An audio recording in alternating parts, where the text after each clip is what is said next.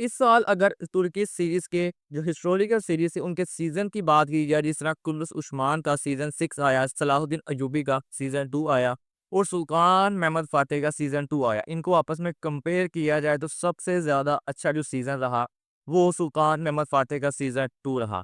इसके अंदर हमें वो सब चीज़ें देखने को मिली जो कि फैन्स देखना चाहते हैं एक हिस्टोरिकल सीरीज़ के अंदर। यानी एक्शन, ड्रामा, थ्रिलर, सस्पेंस और सबसे बड़ी बात, एक हिस्टोरिकल सीरीज़ के अंदर हमें हिस्टोरिकल चीज़ें दिखाई जानी चाहिए, जो कि सीज़न 2 के ओवरऑल सीज़न के अंदर हमें देखने को मिली। यानी हर एक एपिसोड के अंदर हमें वही चीज़ें देखने को मिली, जो कि हिस्ट्री के अंदर मौजूद थी, जो कि दूसरी सीरीज़ से कंपेयर किया जाए तो बहुत कम दिखाई जाती हैं। लेकिन यहाँ पर हमें हर एक चीज़ देखने को मिली। सीज़न 2 के अंदर कुछ ऐसे सीन थे हिस्टोरिकल जिनको जितनी भी दफ़ा देखा जाए तो उतना ही ज़्यादा उनका मज़ा आएगा। आज इस वीडियो के अंदर हम उन्हीं कुछ सीन्स की बात करेंगे। यानी कौन से ऐसे सीन थे जिनको अगर हम बाद में जितनी दफ़ा मर्ज़ी देख लें, हमें उतना ही मज़ा आएगा जैसे कि हम उसको फर्स्ट टाइम देख रहे हैं। सबसे पहले एक सीन की बात की जाए जहाँ पर कुस्तुनतुनिया का मुहासरा किया जाता है जब सुल्तान महमद फ़ातेह की तरफ से, तो उनको कोई इमदाद हासिल नहीं होती, कोई मदद हासिल नहीं की जा सकती कहीं से भी। लेकिन वो अपने 3 बहरी जहाज़ों को भेज देता है कुस्तुनतुनिया उनकी मदद के लिए। लेकिन उन्हें सामने अपने उस्मानी सल्तनत के 100 बैरी जहाज़ होते हैं जिनको अबूर करके कुस्तुनतुनिया पहुँचना था। और वो उनको अबूर करके जब पहुँचने वाले होते हैं, ये सारा मंज़र सुल्तान महमद फ़ातेह अपनी आँखों से देख रहे होते हैं और उन्हें यकीन नहीं आता, वो अपना घोड़ा लेकर समुंदर के अंदर उतर जाते हैं। ये वाक़ई जो सीन था काबिल तारीफ़ था जिस तरह उसको फ़िल्माया गया। और ये एक हिस्टोरिकल सीन भी था, इसकी आपने पिक्चर्स काफ़ी ज़्यादा देखी भी होंगी, इसके बारे में सुना भी होगा कि सुल्तान महमद फ़ातेह ने अपना घोड़ा समुंदर के अंदर दुड़ा दिया था। यानी ये मंज़र हमें इस सीज़न 2 के अंदर देखने को मिला। अगर दूसरे सीन की बात की जाए तो इसका बहुत शिद्दत से इंतज़ार किया जा रहा था फैन्स की तरफ से। यानी ये था बहरी जहाज़ जो होते हैं उनको समुंदर के अंदर लाना, यानी जंगल के रास्ते समुंदर के अंदर उतारना। ये चीज़ यानी सुनने में ही इम्पॉसिबल लगती थी, नामुमकिन लगती थी कि ऐसा हो ही नहीं सकता। लेकिन ये चीज़ हिस्ट्री के अंदर हुई भी थी और हमें इस सीज़न 2 के अंदर दिखाई भी गई है किस तरह सुल्तान महमद फ़ातेह ने पहले बहरी जहाज़ों को जंगल के अंदर बनाया और किस तरह उन्हें फिर जंगल के रास्ते से समुंदर के अंदर ले करके, यानी जिस तरह इस सीन को सारे को दिखाया गया, फिल्माया गया, वो बहुत ही ज़्यादा काबिल तारीफ था।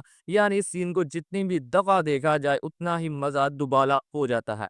और अगर तीसरे सीन की बात कर ली जाए, जिस तरह हमें कुस्तुनतुनिया की जंग दिखाई गई, यानी जिस तरह का वीएफएक्स वहाँ पर इस्तेमाल किया गया, जिस तरह हमें दोनों अफ़वाज के दरमियान लड़ाई दिखाई गई, वो बहुत ही ज़्यादा काबिल तारीफ़ थी। इस तरह का वीएफएक्स, इस तरह की टेक्नोलॉजी यानी लड़ाई इस तरह की हम पहले सिर्फ़ हॉलीवुड की मूवीज़ या सीरीज़ के अंदर देखते थे। लेकिन इस दफ़ा ये हमें तुर्किश की सीरीज़ के अंदर देखने को मिली। और फिर कुस्तुनतुनिया की फ़तह के दरमियान जिस तरह हसन अल्प की शहादत दिखाई गई, जिस तरह उन्होंने दर्जनों तीर खाने के बावजूद भी हिम्मत ना हारी और जो परचम होता है वही जाके कुस्तुनतुनिया के फसीले को ऊपर लगाते हैं सबसे पहले।